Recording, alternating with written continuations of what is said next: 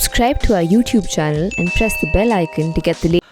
Hi, I am Ayaz Memon. So after a barren first day, which was washed out, we finally had some play on the second day of the World Test Championship final between India and New Zealand. In fact, we had 64.4 overs. India made 146. They lost 3 wickets, and it was the most absorbing day's play. I mean, if you're not kind of completely, if you're not a T20 junkie or a white ball cricket junkie, you'd have found that this was a superb display by both teams. Yes, the New Zealand bowlers could have done a little better in the first hour, and yes, certainly India could have done better after Rohit Sharma and Shubman Gill had put on 60 plus for the first wicket, when then suddenly 3 wickets fell. But overall, when you look at it, the game, just the way it unraveled, it highlighted the skills of both teams. The New Zealand bowling, which is not been given as much credit as, say, the Australian bowling, fast bowling, or the English fast bowling, or even the Indian fast bowling. But these guys were absolutely marvellous. Southee, Bolt, Wagner, and Jamieson, and of course also even Colin Grandhomme bowling those dibbly-dobblies and troubling the batsmen. And then of course the Indian batting. I think the pick of the players was Virat Kohli. From the body language, from the technical ability, from the intent on staying there. I mean, this is not a typical Kohli knock. I mean, the scoring rate or the strike rate just about 40, which is very unusual for a Kohli knock. But when you look at the circumstances in which it was made and the intent behind it, because as captain he has to steer his team to a level where they can get control of the match. This was masterclass, really. It's exemplary the way he batted. Yes, in these conditions you will get beaten. The ball will sometimes take the outside edge and just fall short of the fielders, and there'll be oohs and ahs. But you have to keep your focus and your concentration going. It's a dicey game for batsmen, especially in these conditions. Rohit Sharma looking spankingly good. One error proved to be fatal. Just one error. Even Shubman Gill, just about getting into his own, lost his wicket. Actually, to a very good delivery from Wagner.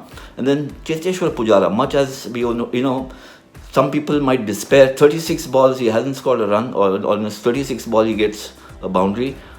And then, it looks so laboured. But we've seen Cheteshwar Pujara do that in the past, build up his strike rate, take the Indian innings to a position of relative safety or even strength. This time it didn't happen.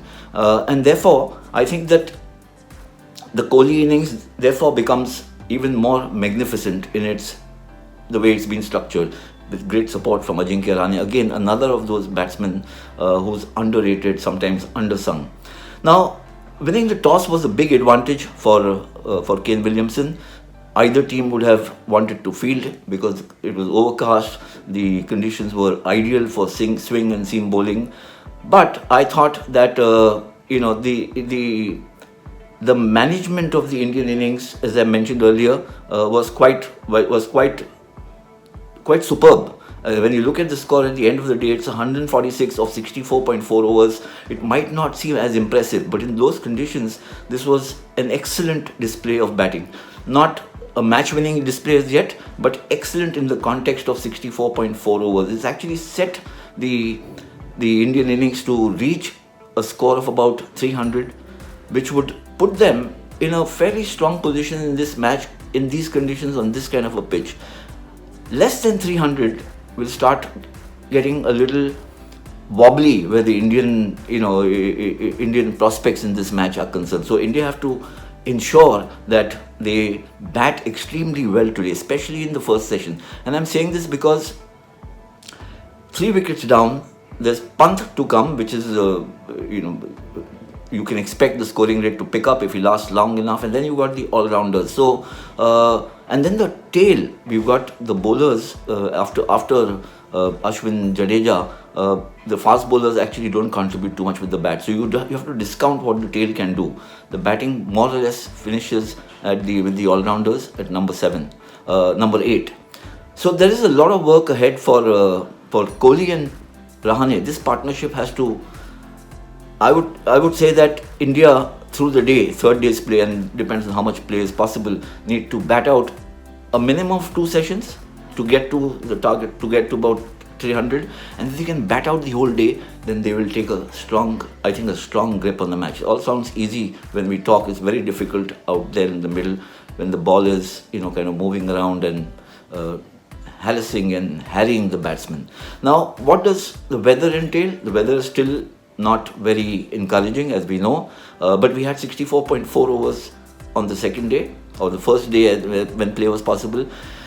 Assuming, and this is an assumption I'm making, if you get 65 overs or say 70 overs over the remaining 4 days, remember this has now become a 6-day test match because the first day was washed out, you still have about 280 overs. That's how they'll have to map out their progress. Both teams will be starting thinking about, we got 280 overs remaining, so to speak.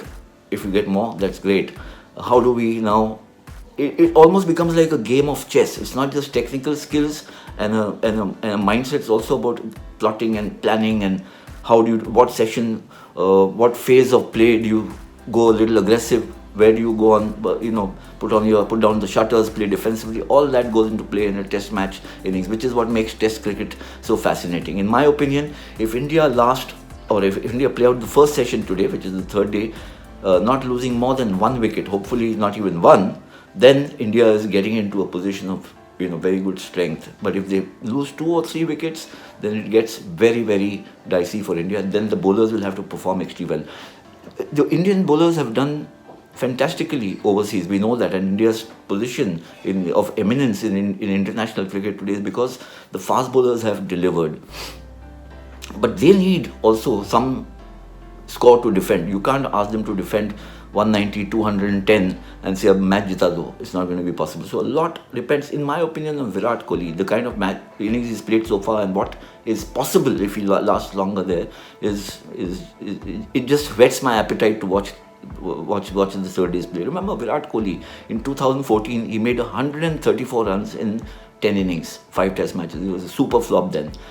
2018, he made 593 runs in the 5 test series, averaging 59.3, and it showed the improvement in his own skills, in his own performances, and that's because he's such a great sharp learner. That's why he's such a great batsman, and we saw evidence of that. How he's been consistently on the lookout for runs. He's hit only 1 boundary, but at the same time played with a great deal of caution and security to keep the innings afloat. I would imagine that his tactic as a captain would be to bat about at least another 70-75 overs, if possible 80 overs, to ensure that the Indian innings does not kind of finish off around 200-225. Having said all that, I think we should all now be happy that the match has got started, and we can all hope and keep fingers crossed that the rain doesn't intervene as much. Remember, it gets difficult for batsmen certainly, but also for bowlers to keep going back into the pavilion, coming out and restarting their, you have to refocus, the rhythm might get disturbed, and so all that is a bit of a needless intervention, so to speak, in play. But that's how it is. That's what the weather does in a cricket match. And finally, before I wind up, if India needs some inspiration, normally you've been seeing the Indian women's team taking inspiration from the men's team in playing and winning matches or doing extremely well. Here, I think the Indians can take a leaf out of how the Indian women's team saved the match against England in Bristol. It was a fantastic fight back. They didn't win, they saved the match, they ruled the match, but it turned out to be as significant as a victory. 104-run partnership was 9th wicket between Sneh Rana and Tanya Bhatia. And Sneh Rana is a debutant, much like Shafali Verma. She made 18 not out, Bhatia made 44. 104 runs, they ensured that India wouldn't lose this test match, and that's really inspirational.